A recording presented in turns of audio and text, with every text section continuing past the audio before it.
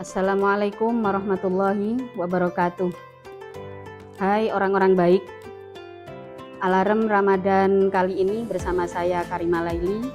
Kita akan membahas tentang 3 level berbakti kepada orang tua sesuai jenjang usia. Birrul walidain atau berbakti pada orang tua. Sesuatu yang sederhana untuk diucapkan tapi tidak mudah prosesnya. Level 1 adalah level positif. Ini adalah berada pada jenjang usia anak-anak sampai remaja. Umumnya pada usia ini ada banyak sekali keterikatan kita terhadap kewajiban-kewajiban. Wajib ini, wajib itu, wajib untuk belajar, wajib mematuhi peraturan. Di saat yang sama, ajaibnya ya, di saat yang sama itu berimbang dengan kesanggupan kita mempelajari sesuatu. Berimbang dengan kesanggupan kita untuk belajar, menghafal, dan juga untuk menirukan. Maka pada level ini dikatakan level positif. Lakukan hal-hal yang positif sesuai dengan arahan. Lakukan hal-hal positif sesuai dengan perintah.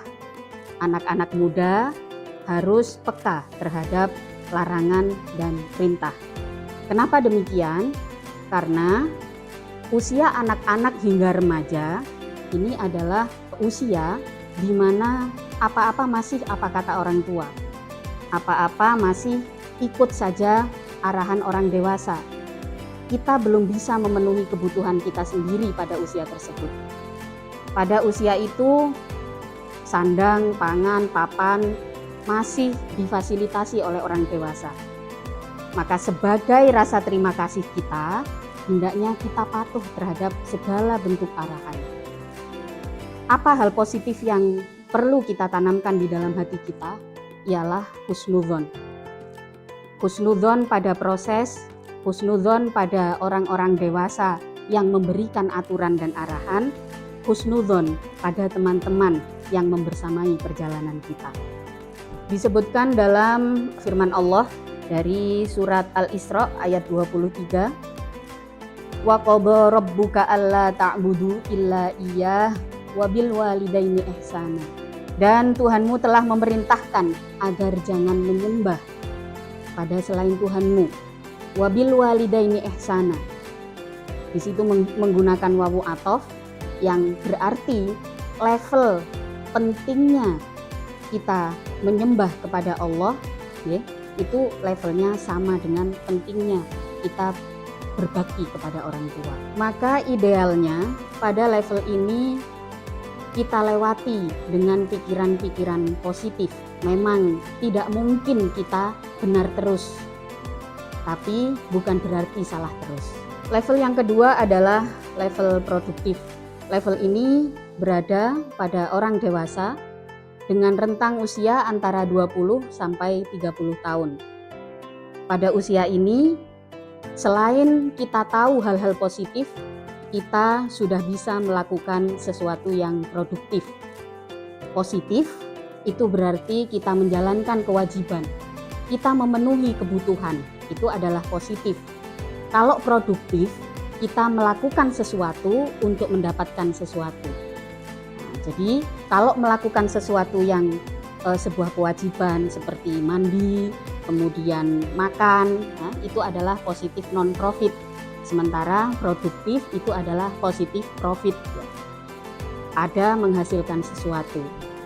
Nah, pada saat usia ini, yang perlu kita tanamkan adalah jiwa-jiwa yang semangat, yang penuh semangat, yang cocok dengan kebaktian kita. Pada usia ini adalah kalimat fastabiqul khairat. Berlomba-lombalah di dalam kebaikan. Usia 20 sampai 30 tahun ini usia yang cukup ideal, cukup sanggup untuk melakukan kompetisi dan kolaborasi. Maka idealnya pada usia ini kita sudah tidak lagi bergantung pada orang tua. Pada usia 20 hingga 30 tahun kita dianjurkan untuk mengasah banyak skill. Create something to be more useful person. Itu penting untuk ditanamkan. Buat sesuatu, create sesuatu untuk menjadi manusia yang lebih berguna. Idealnya kita sudah nggak minta lagi uang saku pada orang tua. Harusnya begitu ya. Nah, ini level kebaktian yang produktif. Yang ketiga adalah level solutif. Ini adalah level dewasa. Biasanya berada pada usia 30 tahun ke atas. Orang-orang dewasa yang sudah berkeluarga, punya anak, dan punya orang tua. Pada level ini, kita sudah tidak lagi sekedar menumpang kepada orang tua, tapi sudah harus mulai memberikan solusi.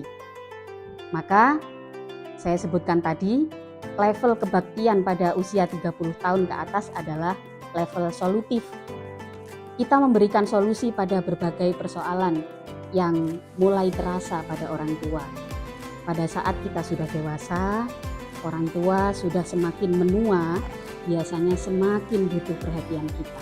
Maka kita harus bisa menjadi andalan, jangan justru menjadi beban. Kita bisa memberikan solusi dalam hal kesehatan, bisa memberikan solusi dalam berbagai masalah, makanan misalkan, bahkan kita bisa memberikan solusi dalam masalah finansial. Pada usia 30 tahun, kita akan mulai sering mengalami hal-hal unik yang sebelumnya jarang sekali terjadi. Satu contoh, di usia 30 tahun kita akan mulai sering takziah. Di saat itu kita juga akan sering melihat respon kehilangan dari orang-orang yang ditinggal mati. Dari situ, di saat yang sama kita juga punya tanggung jawab. Tanggung jawab terhadap diri sendiri, terhadap keluarga. Bahkan kalau sudah umur segitu, kita punya tanggung jawab kepada orang tua. Maka motivasi untuk memiliki umur panjang biasanya lebih besar di saat kita sudah mencapai usia 30 tahun. Disinilah kalimat khairun nas mamtola umruhu wahasuna amaluhu itu menjadi sangat-sangat penting, menjadi motivasi penting bagi kita yang sudah berusia dewasa. Manusia yang paling baik adalah yang panjang umurnya dan banyak amal baiknya dan baik amalnya. Panjang di sini bisa berarti memang panjang secara angka, tapi tidak menutup kemungkinan juga umur kita tidak panjang, tapi kemanfaatannya bisa terus dirasakan. Banyak orang-orang soleh, orang-orang berjasa di dunia ini yang mati muda, tapi jasanya masih bisa terus kita rasakan. Pada akhirnya, di level berapapun teman-teman saat ini berjuang, pasti Allah sanggupkan. Kalian hebat. Saya Karima Laili, pamit. Wassalamualaikum warahmatullahi wabarakatuh.